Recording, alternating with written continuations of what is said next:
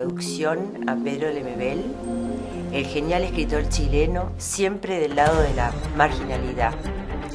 Activista y escritor, luchó con su voz y con su cuerpo para denunciar a su país política y socialmente. La única novela de este escritor dedicado a la no ficción, a la crónica, es Tengo miedo torero, y nos va a servir para presentarlo. El contexto de la historia es el año 1986, cuando las calles de todo Chile ardían de rabia, empezando a manifestarse contra las desapariciones de la dictadura de Pinochet, contra la represión policial.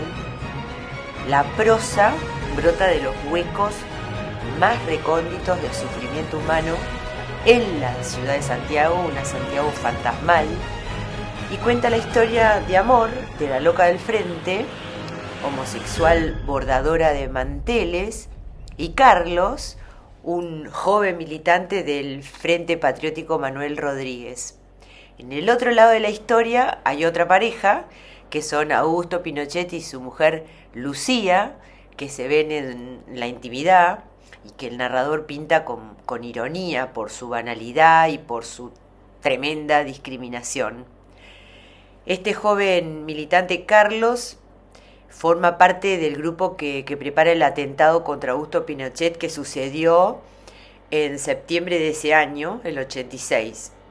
Y la loca del frente lo ayuda, empezando por guardarle unas cajas que supuestamente tienen libros, porque supuestamente Carlos es un estudiante y cada tanto necesita la casa de la loca para reunirse con compañeros de estudio para preparar exámenes.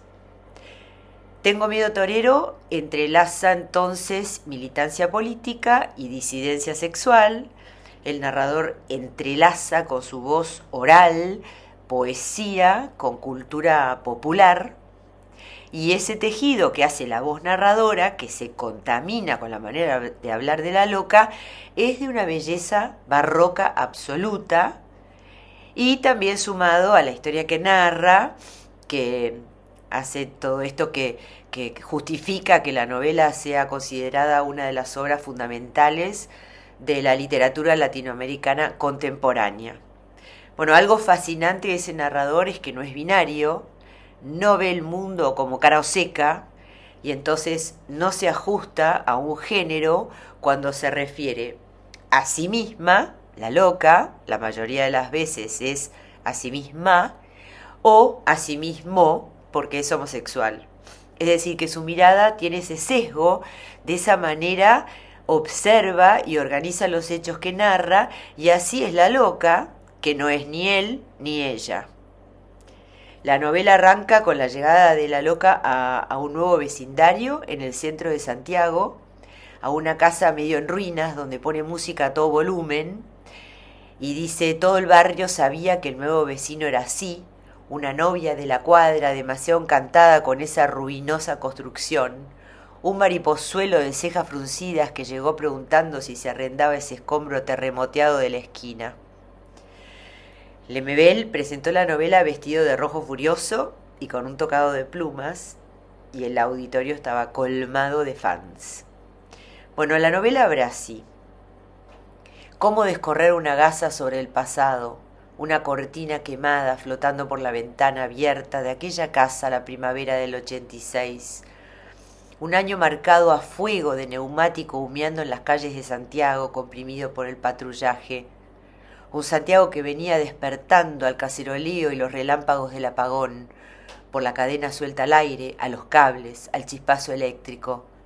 Entonces la oscuridad completa, las luces de un camión blindado, el parate ahí mierda, los disparos y las carreras de terror, como castañuelas de metal que trizaban las noches de fieltro. Esas noches fúnebres, engalanadas de gritos del incansable "y va a caer", y de tantos, tantos comunicados de último minuto, susurrados por el eco radial del diario de Cooperativa.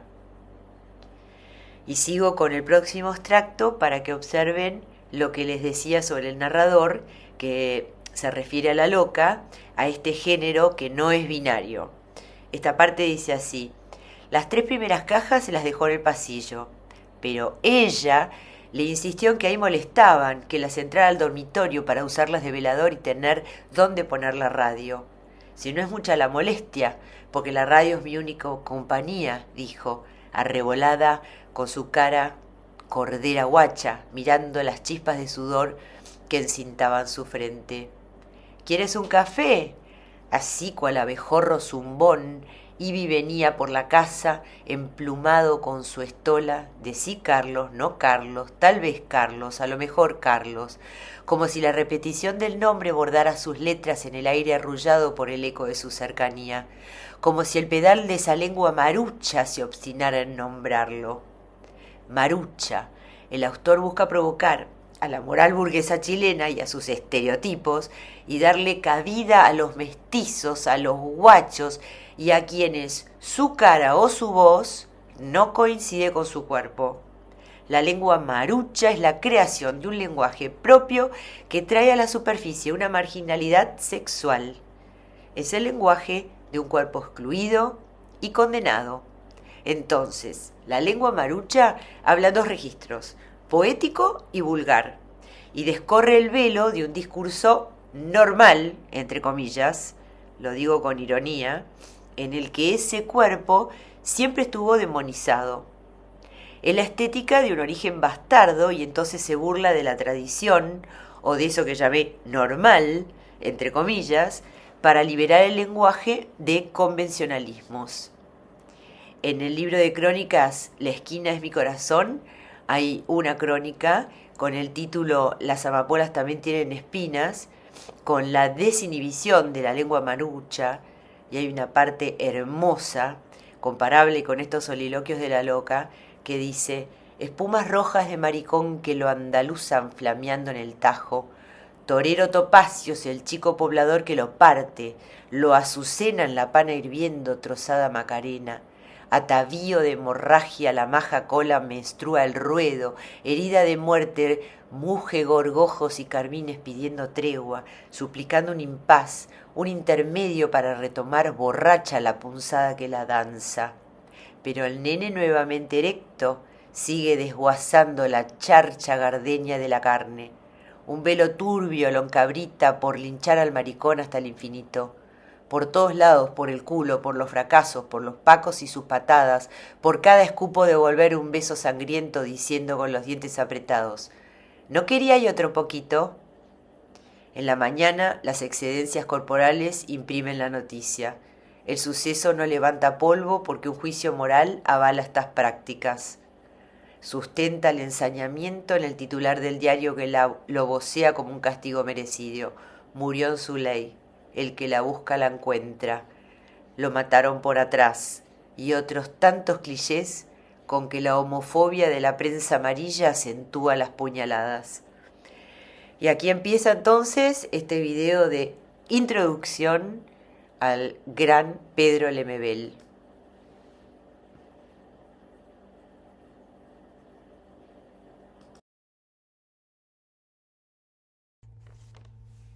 En este video me propongo hablarles sobre Pedro Lemebel. Introducirlo sería lo que quisiera hacer.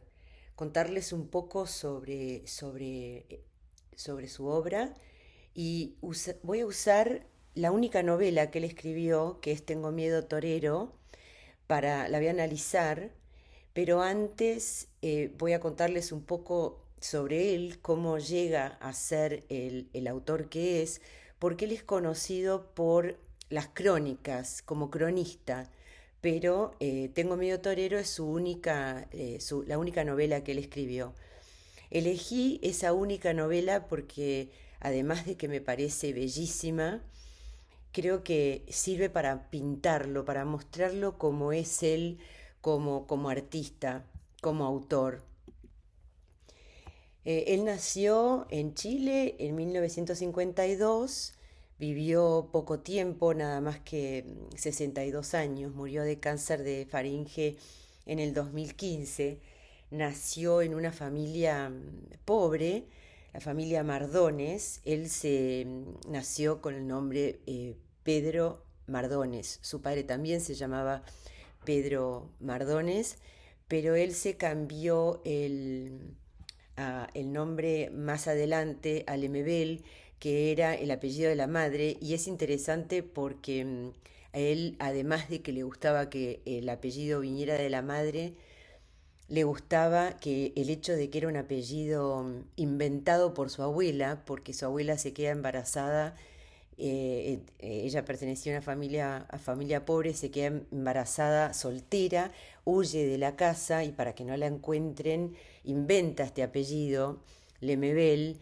Entonces a él le gustaba no solamente que venía del lado de su madre, sino además que venía del lado de su abuela y que era además una construcción, una invención. El lugar donde él vive con su madre Violeta Lemebel de Mardones, su hermano Jorge Mardones y su padre es en un barrio muy pobre llamado también, llamado el Zanjón de la Guada, que un lugar muy muy pobre. San Juan de la Guada es un río de Santiago de Chile, y después cuando tiene más o menos 10 años, la familia se muda a unos como monoblocks, unos edificios populares, esos que construye el gobierno, y ahí él va a vivir mucho tiempo, incluso ya muy adulto, va a seguir viviendo con los padres hasta que le va a costar conseguir ingresos económicos constantes durante bastante tiempo de su vida. Y la va a pasar mal en el sentido de el bullying, como diríamos hoy, por el tema de su homosexualidad y el hecho de que no tenía ninguna intención como de disimularla, como quizás uno hoy en día pensaría que en los años 60 se haría en un país como Chile y en una zona como la que él vivía, ¿no? Con todo la homofobia y un país como machista, patriarcal. Em, Además, cuando él llega a su juventud, en realidad cuando él ya está ingresando a la universidad, porque va a ingresar a la Universidad de Chile, vieron que en Chile es muy difícil acceder a la universidad, hay que hacer un ingreso y hay que tener unas notas altísimas, más difícil todavía para la gente de barrios marginales. Y él va a ingresar a la universidad, pero justo es el golpe de Estado, va a haber una intervención en la universidad, se van a detener las clases, al año siguiente a volver a intentar ingresar, ingresa y estudia ahí en la Universidad de Chile como profesor de artes plásticas. Yo voy a pasar de manera muy somera la parte de su biografía, solamente como para que lo conozcan, para como presentarlo. Quiero ir llegando a cómo Lemebel se convierte en cronista en el momento en que la crónica empieza a ser más valorada como género. Quiero ir llegando ahí para después, después pasemos a analizar la novela y volver a hacer como una presentación, ¿no? De nuevo de lo que de lo que ha sido este maravilloso autor. Entonces, profesor de artes plásticas, eh, en estos años empieza a trabajar en dos liceos, y los ingresos que él tiene solamente son como muy esporádicos porque trabaja vendiendo algunas cosas en la feria de artesanos con una amiga. En los años 80 empieza a acudir a talleres literarios, empieza a estar rodeado de escritoras feministas que lo apoyan. Todos esos años, esas son la dictadura en Chile desde el 11 de septiembre de 1973.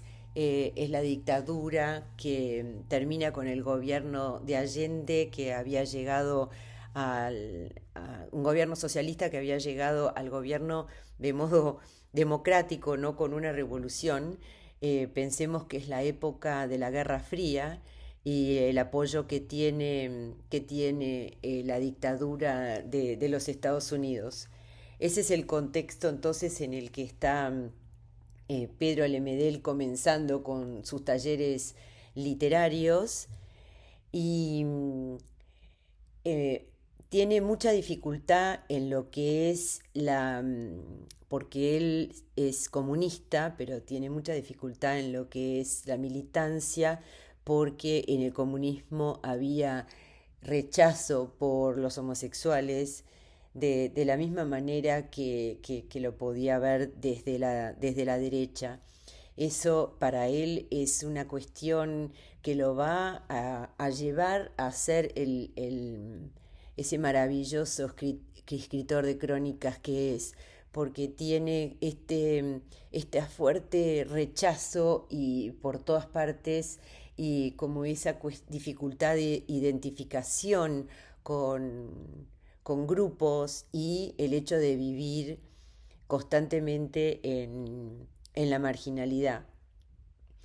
El año 86 es un año importante, tanto en Chile como en lo que es la vida de Pedro Lemebel. Él deja de trabajar en uno de los liceos porque en uno lo echan, porque él ya comienza a tener esta actitud tan particular de él. No nos olvidemos de la época, porque en este Chile tan difícil, porque iba a uno de los liceos, les molestaba que fuera con tacones, con tacos altos, y sin embargo, a pesar de que muchos profesores lo defendían porque sabían que a los alumnos les gustaban muchísimo sus clases. Entonces él tiene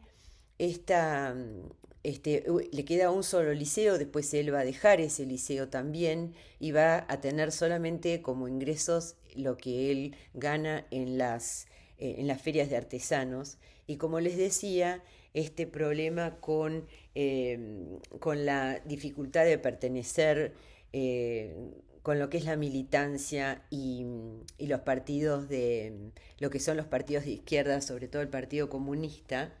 Entonces, el año 86 es el año en el que él lee el famoso manifiesto Hablo por mi diferencia, que es un texto bellísimo que después va a estar incluido en uno de sus libros de crónicas. Y este manifiesto él lo lee en una reunión de partidos de izquierda que se hizo en la estación Mapocho, que es su centro cultural. Ahí se presentó en esa reunión política de izquierdas y vistió por primera vez, así como públicamente en un lugar de izquierdas o en un lugar público, con los tacones y maquillado, y se maquilló con la hoz y el martillo comunista. Era en septiembre, lo tenía maquillado en la casa.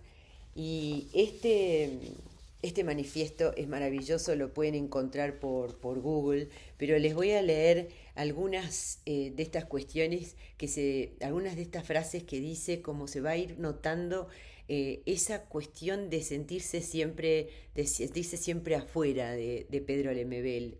Empieza: no soy Pasolini pidiendo explicaciones, no soy Ginsberg expulsado de Cuba, no soy un marica disfrazado de poeta, no necesito disfraz, aquí está mi cara, hablo por mi diferencia.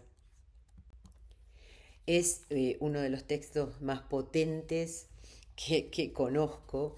Es bastante largo para que lo lea todo aquí, pero ahí él va a estar como hablando también como con ironía, como de decir, no pertenezco a ninguna parte, ustedes están diciendo que son comunistas, yo quiero ser comunista y ustedes a mí no me aceptan. Es decir, no, ser no aceptado en ninguna parte.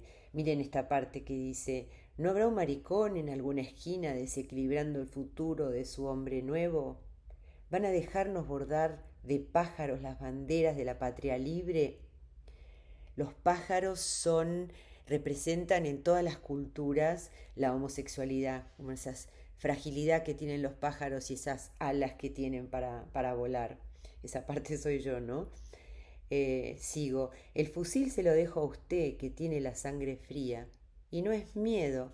El miedo se me fue pasando de atajar cuchillos en los sótanos sexuales donde anduve. Salté una parte y sigo, aunque después me odie por corromper su moral revolucionaria. ¿Tiene miedo que se homosexualice la vida? Eso les está hablando, eso está presentándose ahí en esa reunión de partidos de izquierda con esos tacones y diciendo esto. Mi hombría no la recibí del partido, porque me rechazaron con risitas muchas veces. Mi hombría la aprendí participando en la dura de esos años y se rieron de mi voz amariconada. Y hacia el final.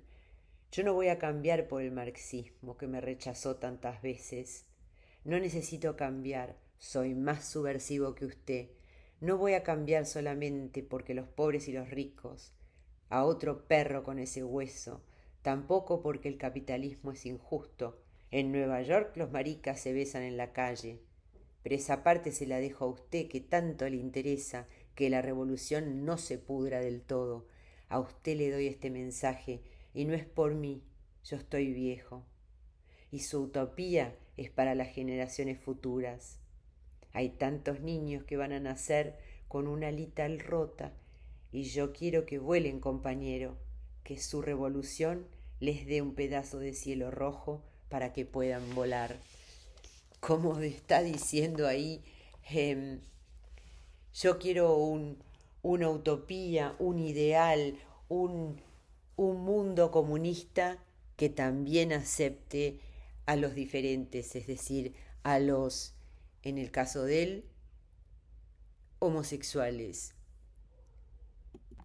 Y hablando de homosexualidad, eso lo vamos a ver también en la novela, esa cuestión como tampoco no binaria, por un lado, pero tampoco etiquetar, ¿no? Lo que sería la homosexualidad.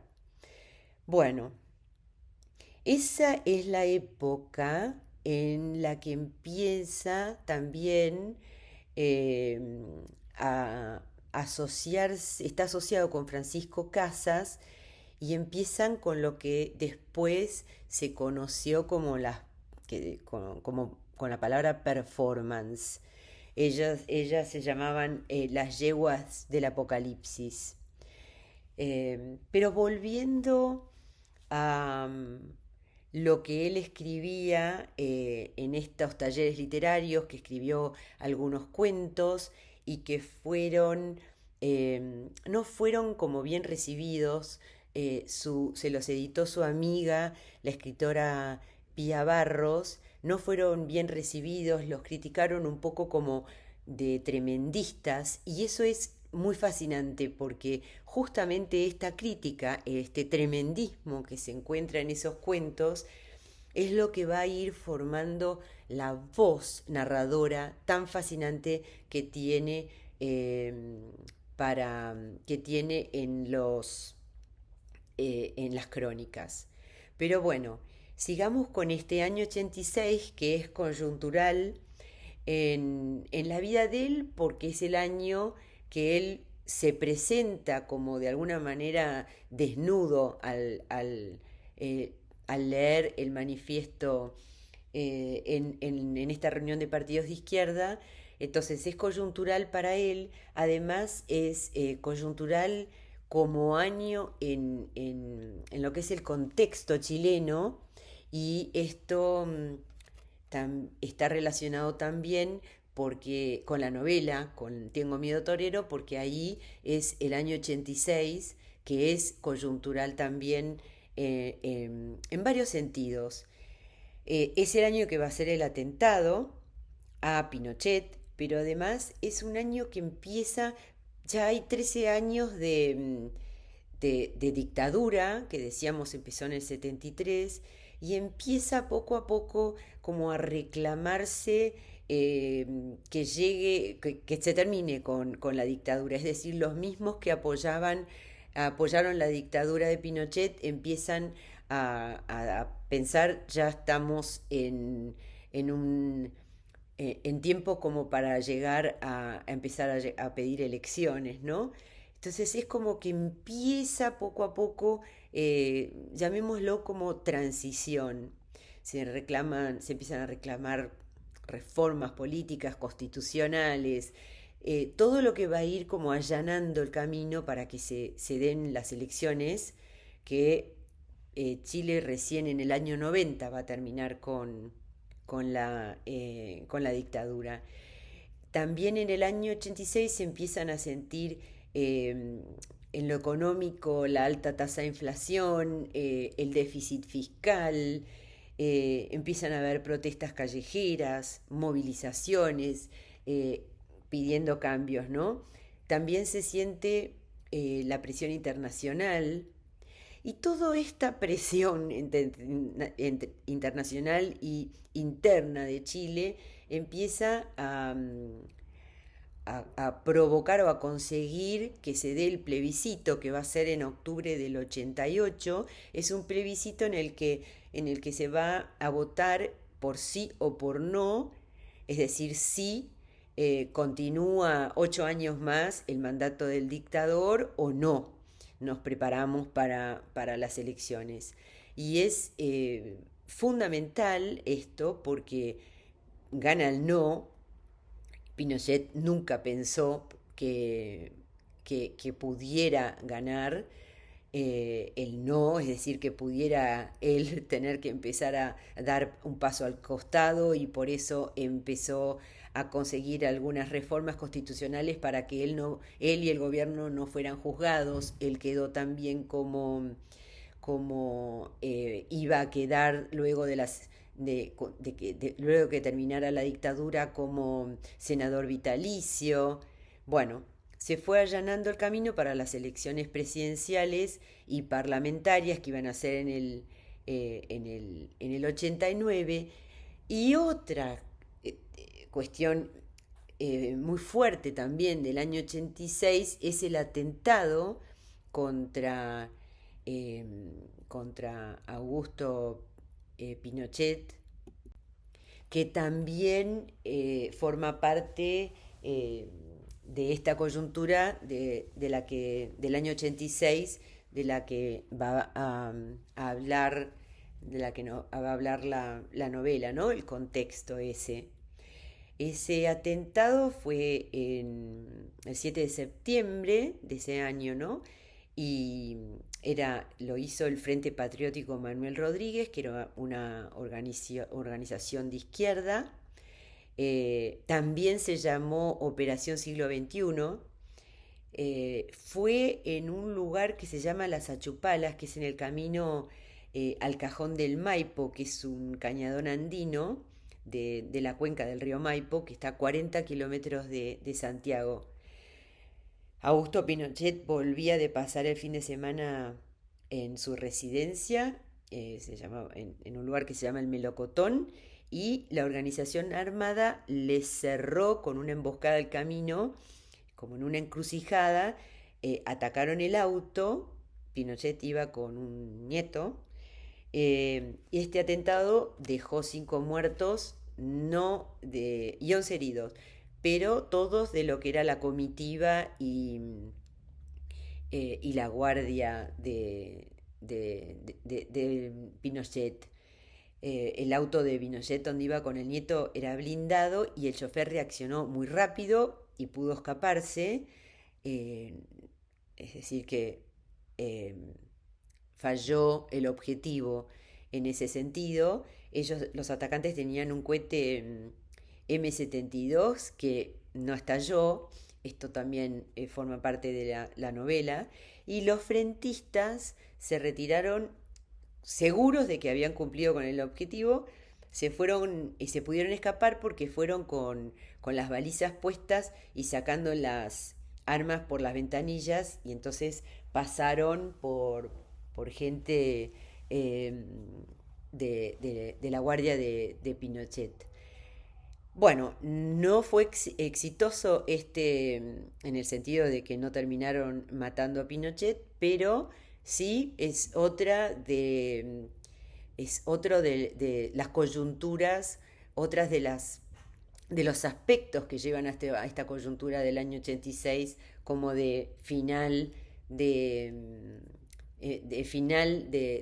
lo que es la dictadura, de preparar el final para el fin de la dictadura. Y volviendo al Lemebel y estas performances, como se llamaron después, que empieza a hacer con Francisco Casas, que irrumpían en presentaciones de libros, por ejemplo, o en exposiciones de arte, y son realmente de avanzada para lo que es esta época. Nosotros hoy en día estamos acostumbrados a lo que son las performances, es algo como muy moneda corriente, pero de hecho hasta el propio Pedro Lemebel ha dicho en una entrevista que él ni siquiera sabía que después eso se iba a llamar así. Piensen que sigue siendo la dictadura, hay censura, hay temor, todo eso, todo eso forma parte de la dictadura del contexto chileno, pero algo que también se ocupó de aclarar Lemebel es que si bien la censura era tan grande, no había como racias en contra de los lugares donde se encontraban los homosexuales. Lugares, por supuesto, que son como muy como antros, pero donde ahí iban incluso de todas las clases sociales y podían como si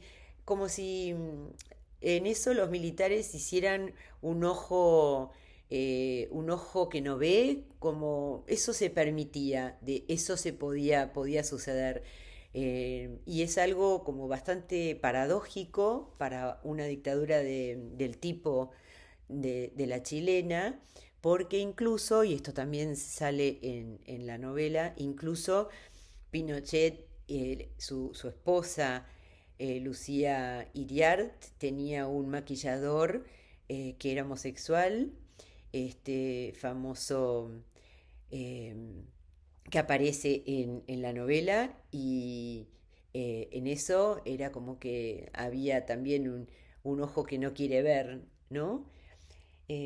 Bueno, eso es maravilloso porque el personaje en la novela es maravilloso de este maquillador. Estas performances, que son una forma de expresión artística, combina arte visual, teatro, música y están buscando transmitir un mensaje frente a la audiencia que los va a ver, ¿no? Es una forma de expresión que es efímera porque sucede en ese momento y ya está. Y algo muy importante es el uso del cuerpo de los artistas. Siempre hay provocación, ese es como el shock que buscan para desafiar las normas sociales, políticas o culturales.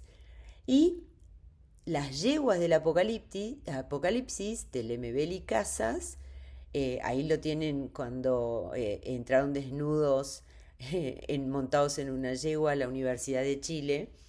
Eh, Ellos actuaron en los 80 y los 90 muy provocativas y transgresoras sus performances, era contra temas muy tabú, controvertidos, como por ejemplo la identidad de género, la discriminación,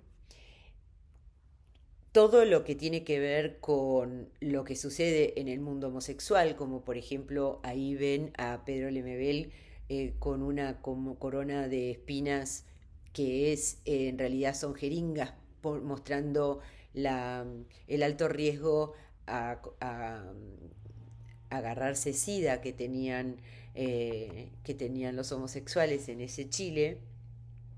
Usaban vestuarios exagerados, maquillaje extravagante, y eso era, además de una expresión artística, como una declaración política sobre la marginalidad y la identidad de la comunidad LGBT en Chile. Eh, y algo interesante, ¿no? El hecho de que no solamente la homosexualidad en este caso, sino la homosexualidad ligada a la pobreza, ¿no? Y entonces se centraban en llamar la atención sobre la realidad en los barrios pobres de Santiago, el SIDA, como les decía también, pero sobre todo en las condiciones de pobreza, ¿no? Algo interesante también es que incorporaban humor y también ironía, y a pesar de que trataban temas muy serios, ¿no? Eh, pero eso es una forma muy interesante que tiene este tipo de performance porque le daba accesibilidad al mensaje y a la vez más potencia. Y a la vez era una forma como de empoderamiento. Bueno, esto fue la verdad un importante aporte al arte y a la cultura chilena. Y Lemebel por esos años también empieza a escribir en una revista que se llamaba Página Abierta, empieza a escribir crónicas. eh, Él empieza a escribir, por ahora llamémoslos textos, sobre todo esto que lo mismo que estábamos diciendo recién sobre lo que en las performances hacían las yeguas del apocalipsis, mostrar lo que es la realidad en la marginalidad, o sea, la pobreza más la homosexualidad, todos esos lugares a donde eh, Lemebel habla de todos esos lugares a donde la gente, entre comillas, normal en el sentido, la gente que no accede a lugares de los barrios llamados peligrosos, es decir, en ese sentido, quiero decir normal, no porque alguien sea normal eh, o, o no normal en el sentido de básico, como de común, de la gente que va y viene al trabajo y nunca accede a lo que no, no tiene acceso a él porque no conocería nunca lo que es como la situación más vulnerable, más, eh, más oscura de una ciudad, sea por lo que porque es el barrio, sea porque es la noche, sea porque es lugares donde hay droga, donde hay vida nocturna, y y con pobreza, ¿no? Lo que, lo que sería como estos lugares que son como tugurios.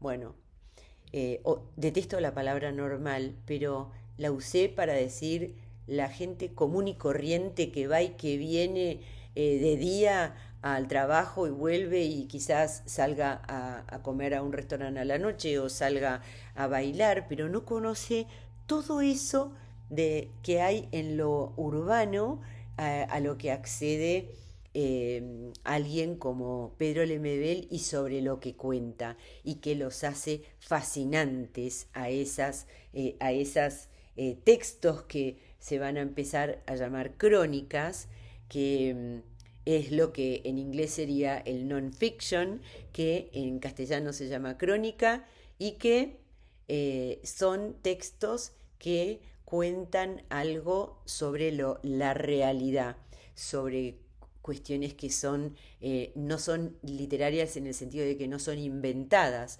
pero sí son literarias en la manera en que son contadas. Eso es lo que sería una crónica. Es como una introducción a lo que sería una crónica. Em, entonces, para estos años, él ya está escribiendo en página abierta, las crónicas empiezan a ser cada vez más populares y empiezan a estar en la primera página. En el 88 gana el no y entonces Chile se empieza a preparar para llegar a la democracia. Estas crónicas que empiezan a ser cada vez más populares terminan publicando en el año 95 en la primera por una editorial pequeña, independiente que se llama Cuarto Propio. Son 19 crónicas urbanas que habían sido publicadas en página abierta, que hablan de esto que decíamos, lo que es la marginalidad, la desigualdad en Chile, y aquí ya está plasmando poco a poco, ese lenguaje propio que, como antes decíamos, que tiene ese, entre comillas, tremendismo.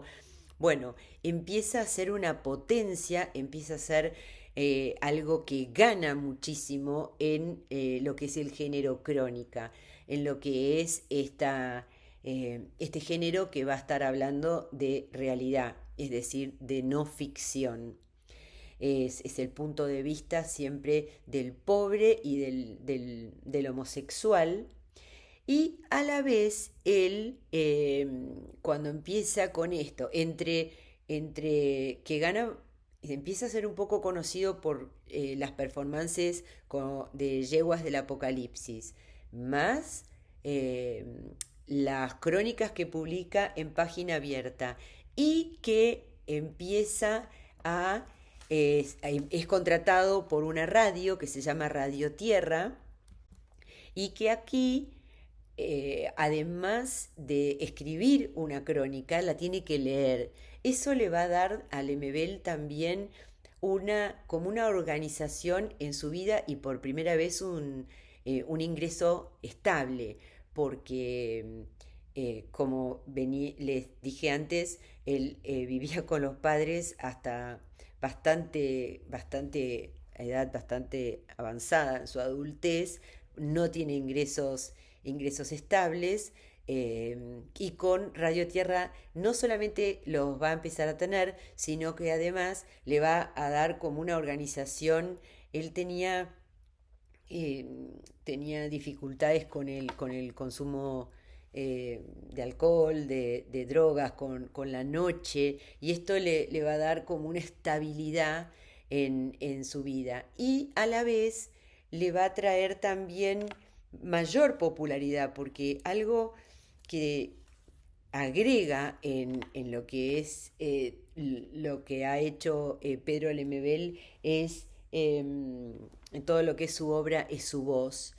Si tienen oportunidad, búsquenlas por YouTube, porque hay muchas que están grabadas y es fascinante escucharlo, leer sus crónicas. De hecho, se fue haciendo cada vez más popular porque mucha gente que quizás no se identificaba con la problemática homosexual, pero sí sin duda con la problemática marginal, con la problemática de sentirse afuera de todo en Chile, de no poder llegar a pertenecer. Esa identidad del excluido es fascinante en, en lo que son estas crónicas de Pedro Lemebel.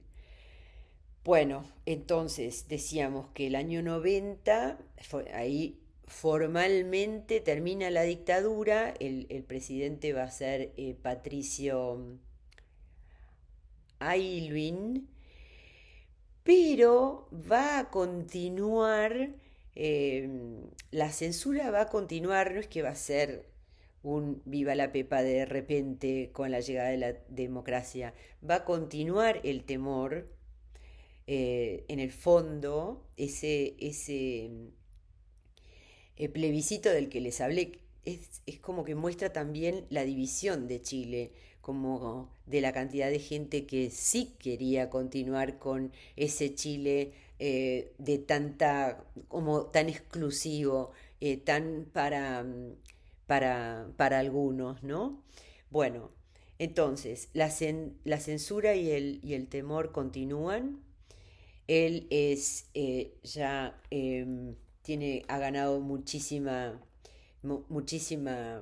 popularidad, ha logrado la publicación de La esquina es mi corazón, el primer libro de crónicas, eh, en el que ya empieza a plasmar su lenguaje propio, que tiene, como les decía, este punto de vista de los pobres y marginados, y ese lenguaje propio va a combinar de una forma muy poética, muy lírica, el barroco con la jerga callejera y eh, la, la crítica social. En el 96 va a publicar también, por una editorial pequeña independiente, el segundo libro de crónicas, que es Loco Afán. eh, y ahí va a seguir con esta perspectiva de lo que es, eh, o mejor dicho, va a contar lo que es la realidad de la homosexualidad en Latinoamérica, no solamente en Chile, ¿no? Hay sida, travestismo, marginalidad. eh, Hay una parte donde cuenta sobre conocidos que han muerto de SIDA, la segunda parte es mayormente crítica política y social, después en la tercera homosexualidad en la política y en la cuarta personajes famosos en Chile, homosexuales. Bueno, después en el 98 va a ser Perlas y Cicatrices, también por una editorial independiente, y también con el barroco, lo marginal, como esa perspectiva como de mucho resentimiento, y ya empieza a ser un personaje popular, pero no en el centro, como que todavía en el costado del mundo literario. El trabajo en la radio retroalimenta lo que escribe, es decir, la voz más el texto. Eh, Otro tema también con sus adicciones es el cigarrillo, ¿no? Es un... bueno, él va a morir de cáncer de laringe, así que el cigarrillo es un gran problema eh, en su salud. Pero entonces les decía que su trabajo en Radio Tierra va a ser como el preámbulo a la fama definitiva que le va a llegar en el 98, y eso va a ser con el respaldo de Roberto Bolaño.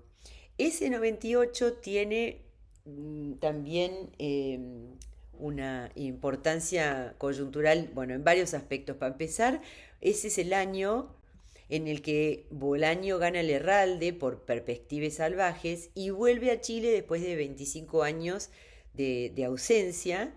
Y ese es el momento, en el momento que él vuelve, es un Chile que está alborotado porque es el momento, no sé si se acuerdan, cuando Pinochet fue detenido en Londres. Él había ido por una cuestión de una operación, como él tenía esta relación muy de apoyo de Margaret Thatcher, nunca pensó que pudiera tener un problema en Londres, pero por el juez Baltasar Garzón fue detenido. eh, y bueno, en eso está como muy alterado Chile, como en esos momentos en los que son llamativos, cuando uno se ve como en la mirada de otro, porque eso es la mirada del afuera, para los chilenos de tenerlo a su dictador detenido en Londres. Bueno, entonces, Bolaño, hijo pródigo chileno, que hace 25 años que no viene a, a Chile, bendice a Lemebel. Y él dice que la razón por la cual le da este apoyo cuando le preguntan, bueno, háblenos de escritores chilenos, él dice Lemebel, porque él no busca la respetabilidad, sino que busca la libertad. Eso es lo que a mí me parece más fascinante de Pedro Lemebel, esta búsqueda constante de la libertad, como les mostraba con el manifiesto eh, por la diferencia que leyó frente a todos los comunistas, como decir, este soy yo, no me cambio, no transo por nada, ni por ningún tipo de necesidad de concesión para pertenecer a nada. Esa libertad que encuentra en él Bolaño a mí me parece como lo más fascinante que tiene Lemebel. Envidiable, absolutamente. Bueno, entonces, año 98 es muy fuerte en la trayectoria de Lemebel, porque pasa entonces de autor marginal a ser la estrella de Anagrama. Además, él obtiene una beca Guggenheim que la va a usar, en el fondo la va a usar para escribir Tengo miedo torero, no para lo que fue, para lo que fue, para lo que fue como premiado. Acá están los títulos de las crónicas de él, está incluida la novela que es del año 2001, que es lo que vamos a analizar de manera sucinta también, pero que es lo más, lo que vamos a hacer, pero haciendo de nuevo la salvedad o que es la única novela que escribió Lemebel, que la presentó en el Salón de Honor del antiguo Senado de la Nación en ese año 2001. Es el mismo año que muere la madre y es un año, él tenía tanta ligazón con la madre, tanto amor por ella, que va a pasar a estar mucho tiempo en duelo por eso, así que es un año que para él tiene esto maravilloso por el lado de su novela, porque además es el libro más vendido en Chile en el 2001, pero por otro lado tiene la pérdida de la madre, ¿no? Entonces, lo que estoy queriendo decirles es que Lemebel tiene una novela, es la que vamos a analizar, pero lo que él se ha dedicado y que son fascinantes son las crónicas, que ya les conté cuáles son esos títulos. Está incluido una crónica de él, de su primer libro de crónicas, en el libro Mejor que Ficción, que seleccionó Jorge Carrión, seleccionó crónicas para contar, para mostrar cuáles son las mejores crónicas escritas en castellano. Y sobre Lemebel, en la introducción, que la introducción de ese libro me parece que es fascinante, dice, el propio cronista puede representar la diferencia, ser él mismo el bizarro, el freak. Esa operación autoconsciente convierte a Lemebel en un caso particular en la historia de la crónica, que él dice también, que insisto, es la historia de la memoria. Su voz masculina y femenina y la figura travestida que esa voz constituye, y y ahora vamos a lo que es esa voz y que se va a notar esa voz en la novela, se puede ver como la antítesis de la de Hemingway. La antítesis de la que Hemingway, uno de los periodistas narrativos que más hincapié hicieron en su conducción masculina, puso en la escena de sus libros de no ficción. La política se encarna en un cuerpo incómodo que deviene verborrea crítica, retórica que denuncia. Ese es el texto que escribe él y que escribe Lemebel, el tipo de voz que tiene, que es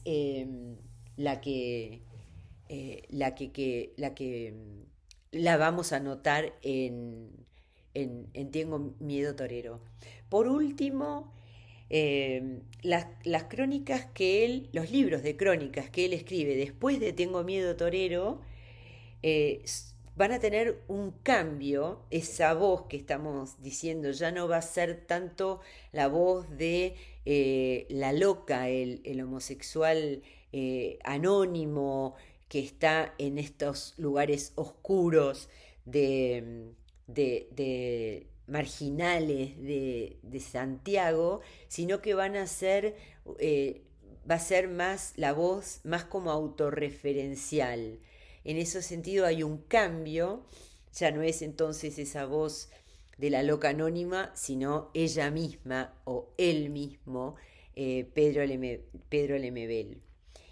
Eh, en el 2012 le detectan el cáncer de laringe y lo tienen que operar y cortarle cuerdas vocales, que para él eso fue terrible porque para él la voz era algo fundamental, fundamental. Y también eso pueden encontrar en YouTube, él leyendo ya operado, y es la verdad que muy fuerte ver eso, ¿no? Es como algo como muy emocionante. Entonces vamos llegando a nuestra novela elegida para analizarla, que tiene un éxito grande de ventas, decíamos, en la mayor vendida en ese año 2001, es traducida a varios idiomas, en el 2002 es nominada para el premio Altazor de las Artes Nacionales. Y empecemos por el título, Tengo Miedo Torero. Ya el título tiene introducida la palabra miedo, que es una palabra, el título es ambiguo, pero al tener la palabra miedo, ya va a tener esa función como de presagio, de instalarnos a los lectores en un lugar donde sabemos que va a pasar algo algo malo, algo que nos va a tener como eh, inquietos. Es una canción de los años 60, cantada y escrita por la española Marifé de Triana, y viene a representar ese constante temor que tiene una enamorada por el jugueteo de la muerte que tiene el torero, como ese ritual que está ahí en la plaza de toros y que está jugueteando con el destino, ¿no? Y a la vez es un reducto, la plaza de toros, donde ella, la que está, la novia, la enamorada del torero, no puede intervenir, solamente mirando. Es decir, que el torero está ahí haciendo una lotería con su vida, desafiando su destino, y la novia lo único que puede hacer es mirar y tener miedo. Em, en la obra es lo que le pasa a la protagonista. Tenemos la protagonista es la loca del frente, y él está acompañada de Carlos, que es un militante del frente, por eso es la loca del frente, como decir la que vive enfrente, pero a la vez significa que es la loca de Carlos, es la loca del Frente Patriótico, al cual pertenece Carlos, que es un joven, eh, parecería de ser de clase alta y que se van a encontrar en un almacén y él le va a pedir que guarde unos libros para él, que son las cajas que trae con los libros son muy pesadas y esas cajas no tienen libros, sino que tienen armas, las armas de este grupo, el Frente Patriótico, que está preparando el atentado contra Pinochet. La loca se hace un poco la sonza, como si no supiera, como si no entendiera lo que, lo que guarda, y está cada vez más como enamorada de este Carlos. La canción, como les decía, que es de esta Marifetriana, que la canta también Lola Flores, para la loca, la protagonista, está asociada a Sara Montiel. Sara Montiel es una actriz que actuaba en Hollywood, pero que era como adorada por los homosexuales chilenos. Entonces hay una relación de de la canción con Sarita Montiel. Y otra cuestión interesante de esta canción es que la loca, que la canta como se la canta Carlos, como tengo miedo torero, tengo miedo de lo que estás haciendo, es decir, que estás poniendo tu vida en riesgo con este ideal que tenés, y yo no puedo hacer nada más que observar. Es lo interesante es que ella la loca, en el cantar, que canta todo el tiempo, le cambia una palabra. Dice, tengo miedo torero, tengo miedo cuando se abre tu capote, tengo miedo torero, de que el borde de la tarde el temido grito flote. Pero ella, en vez de usar la palabra grito, la cambia y pone risa. Eh, Nuevamente, ¿no? La libertad con la que se maneja Pedro Lemebel. Eh, bueno, para analizar la, para analizar esta maravillosa novela, eh, volvamos a refrescar la cuestión del contexto de ese año 86 del que hablamos, de opresión política, opresión de género, pero a la vez de que Pinochet empieza, o todo lo que es la dictadura, empiezan a temer, y volvemos al tema del miedo, ¿no? Del tengo miedo torero, a temer que van, que están perdiendo poder, la sociedad está pidiendo un cambio, está pidiendo libertad, más la presión extranjera. Eh, bueno, ese es eh, el contexto. ¿Qué diríamos de que es el tema de esta novela? Es el tema más común de la literatura. Es el amor imposible. Es algo muy recurrente en literatura. Hay un amor y hay algo que lo va a hacer imposible, va a hacer que no se pueda dar. Esto es el amor de la loca del frente por este muchacho Carlos, tanto más joven, que no es homosexual. Al menos no lo demuestra, o si lo tiene, lo esconde. Eh, Tenemos que fijarnos en la introducción, porque todo lo que sea para texto es importante eh, a la hora de empezar a ingresar en una novela. Y en esta introducción que hace Pedro Lemebel, empieza a brindar indicios como de un origen autobiográfico, que eso es interesante solamente como recurso. Es o no es autobiográfico es otra cuestión. Esto es una novela, esto no es una crónica. Entonces, ahí menciona al CNI, que es la Central Nacional de Informaciones, eh, y es la que va a perseguir, torturar y asesinar a los opositores al régimen. A la vieja del almacén me menciona, y la casa. La casa es central en esta novela, es donde sucede gran parte de la acción, refleja la intimidad de la loca. Al principio es un escombro terremoteado porque ella rescata la casa es como un altillo que está todo roto por los terremotos que suelen haber en Chile.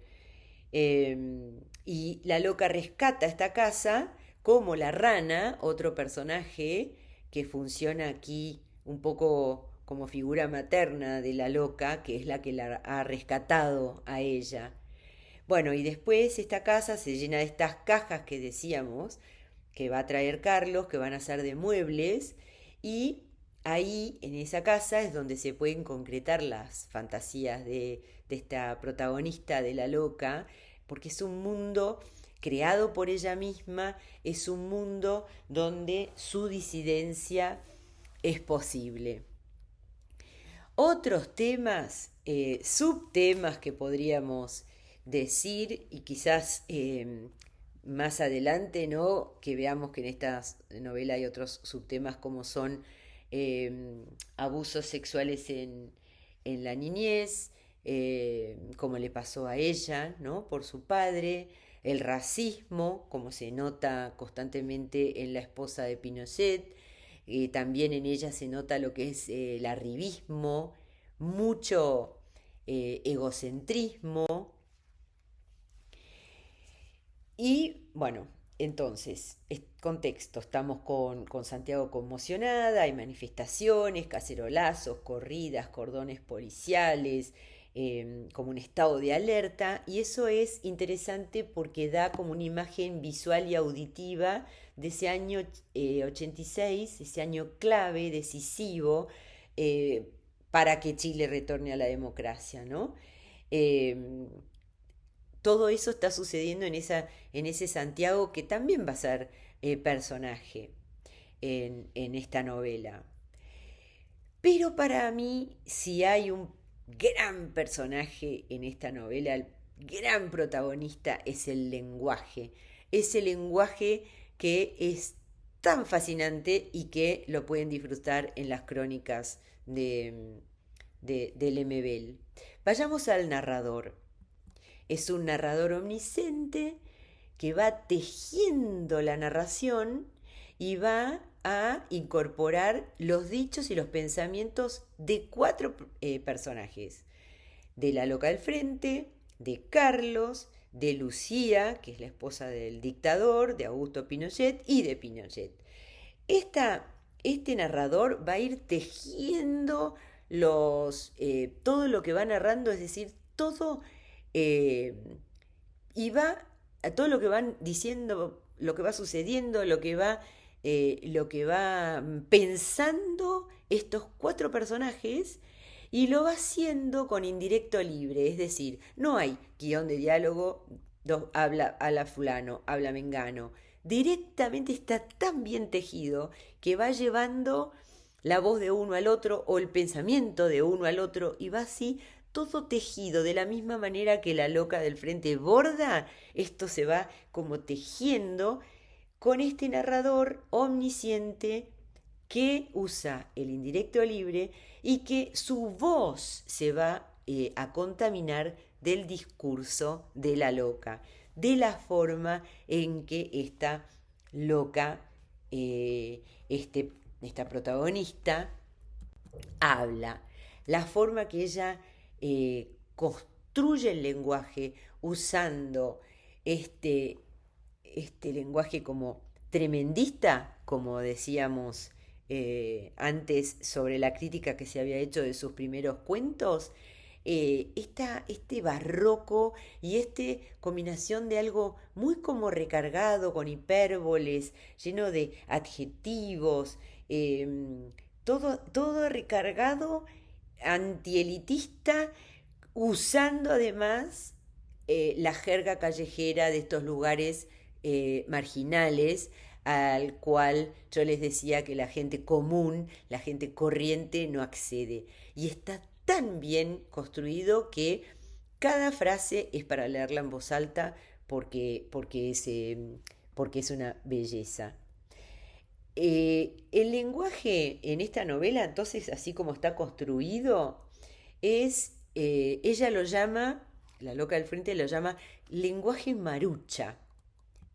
Y ese lenguaje marucha es ese tejido, ¿no? Que tiene todo esto que les venía diciendo, ¿no?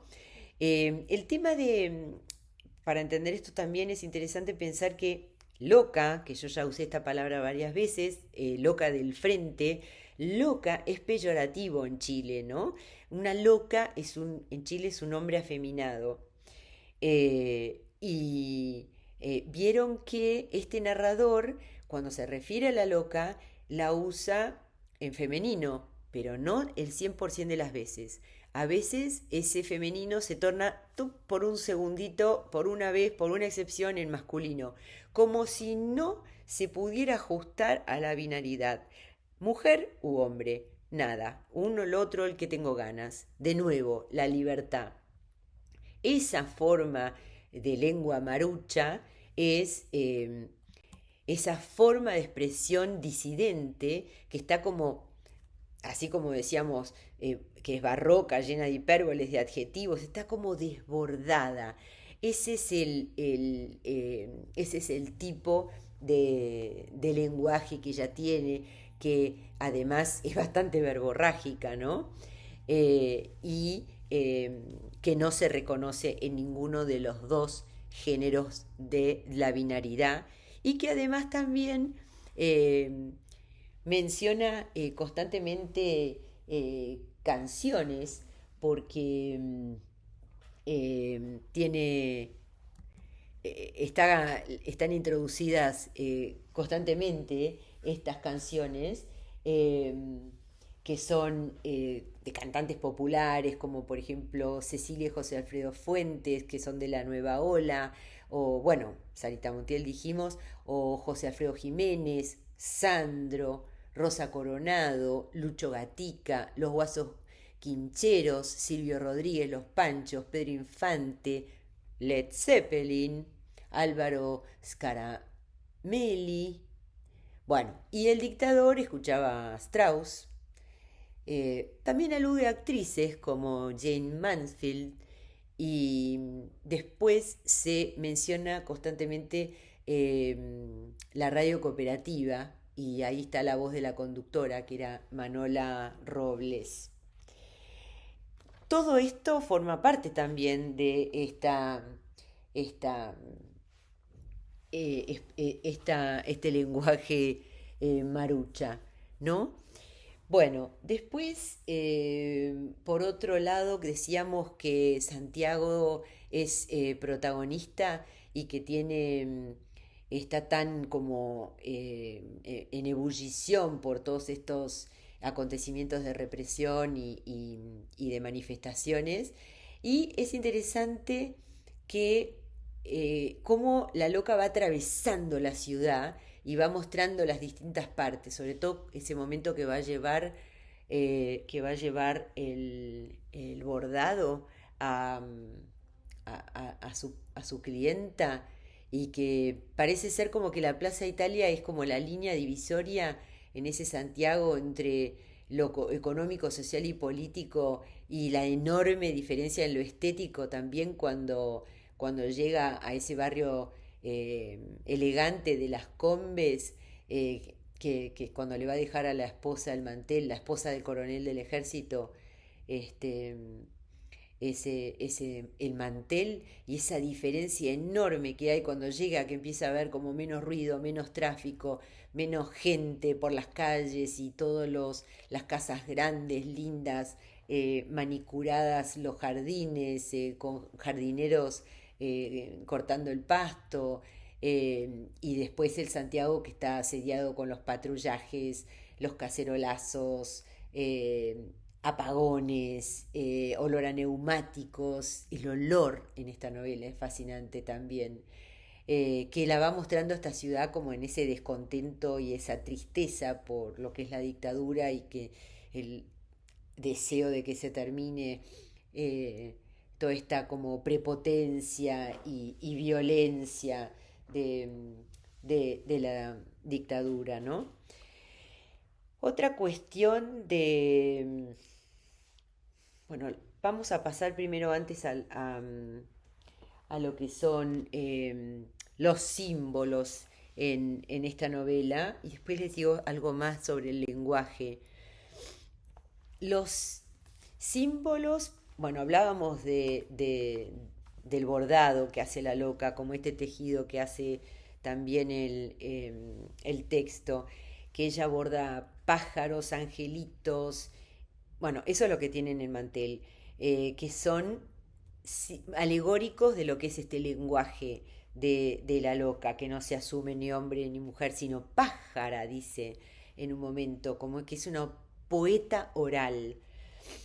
Y estos pájaros que tradicionalmente se relaciona con la homosexualidad, a todo lo que es las aves, ¿no? Y Lemebel suma otros alados, porque hay angelitos, mariposas, plumas, o dicen que si la lastiman siente un ala rota.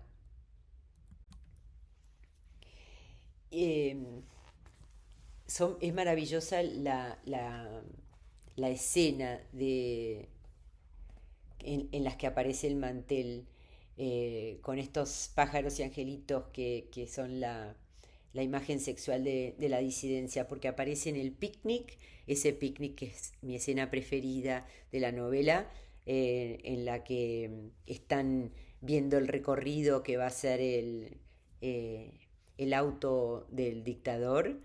Después es el mismo mantel que después le va a llevar a esta Catita Ortúzar, y que siente que en la mesa de estos militares, los pájaros y los angelitos se ahogan en coágulos espesos.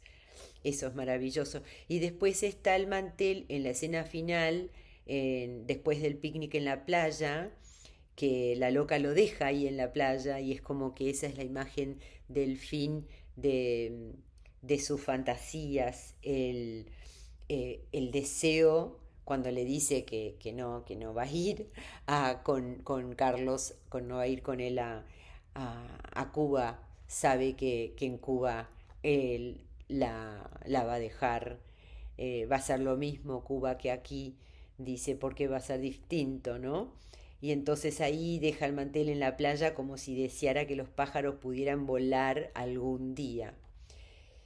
Después otro símbolo interesante, importante, es el elefante, que está como mostrando como la brutalidad, ese gran peso que tienen los elefantes, que en la escena de la violación paterna aparece esa violencia del padre, y también cuando la rana la golpea a la loca. Después, otros símbolos serían las pesadillas del dictador, que son como un presagio y como también son como alegoría de su cobardía, al mismo tiempo que se muestra autoritario, y que, es decir, él se muestra autoritario y tiene estas pesadillas que lo muestran como el verdadero criminal que es.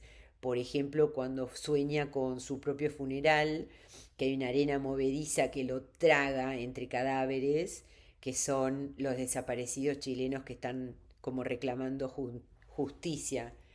O si no, la otra es antes del atentado que sueña con el vuelo de cóndores.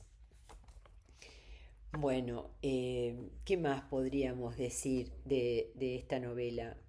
Si no la han leído, no se las he spoileado, y aunque se las spoileara, no habría nada que se pudiera perder con algo, con una novela tan maravillosa como esta. Em, Hay otra escena que me parece también que es fascinante, que es cuando la loca le hace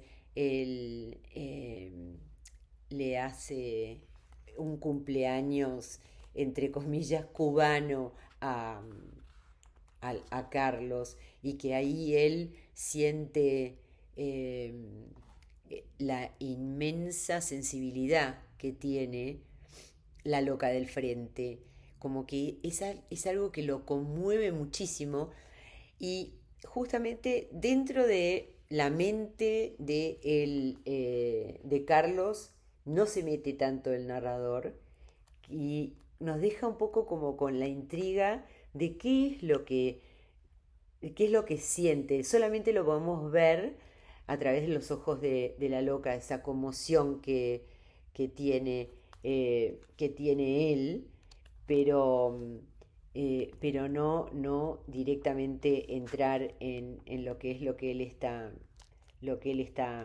pensando, ¿no?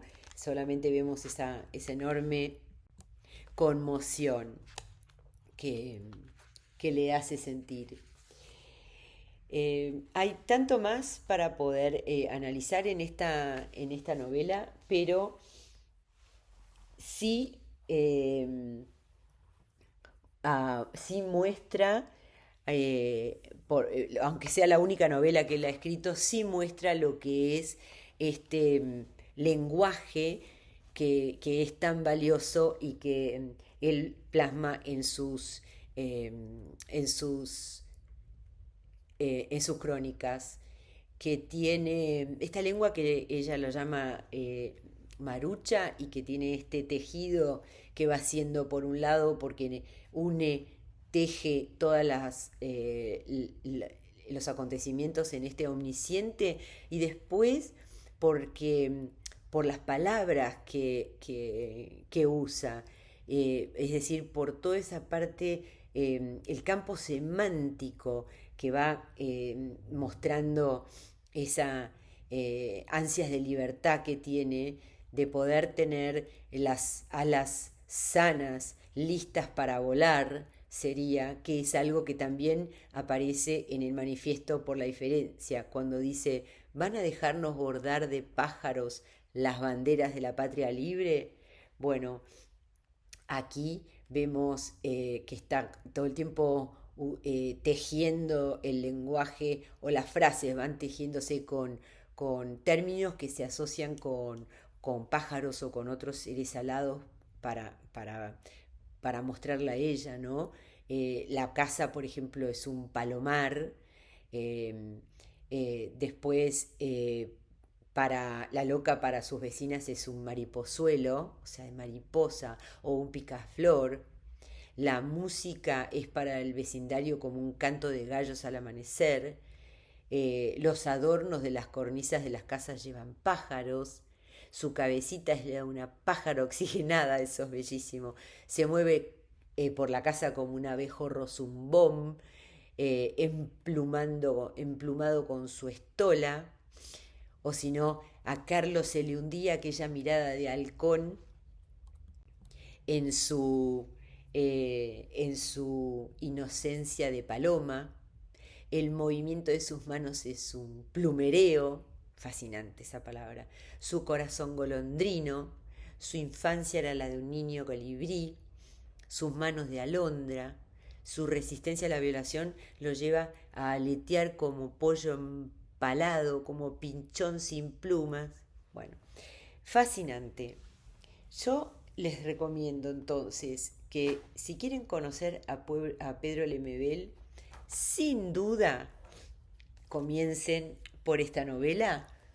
Si los cautiva este lenguaje eh, fascinante que tiene, como decíamos así, barroco, después vayan a buscar sus crónicas, los que les gusten las crónicas, los que les guste este género, sus crónicas son fascinantes y yo empezaría por las primeras, es decir, eh, las primeras dos y después, si eso les gusta, seguir por las otras. Y por otro lado, aquí en esta placa les dejo unas recomendaciones para profundizar si esto es algo que les ha interesado. Sin dudas, la biografía de Oscar Contardo, que la publicó hace poquito la Universidad Diego Portales, tiene prólogo de Leila Guerriero, fascinante esa biografía, por llamarlo de alguna manera. No hay nada como la hibridez últimamente en los géneros. Loca Fuerte, retrato de Pedro Lemedel. Después la película, no me pareció ni que se acerca para nada a lo que es la novela, pero bueno, está en Amazon Prime. Y hay un documental de Joanna Reposi que me gustó, sí, muchísimo, que es Lemebel. Bueno, con esto entonces queda cumplida la intención de presentarles a Pedro Lemebel y usar uno de sus textos como a modo de presentación para conocerlo. Cualquier cosa me contactan. Muchas gracias por escuchar hasta acá y los espero en la próxima.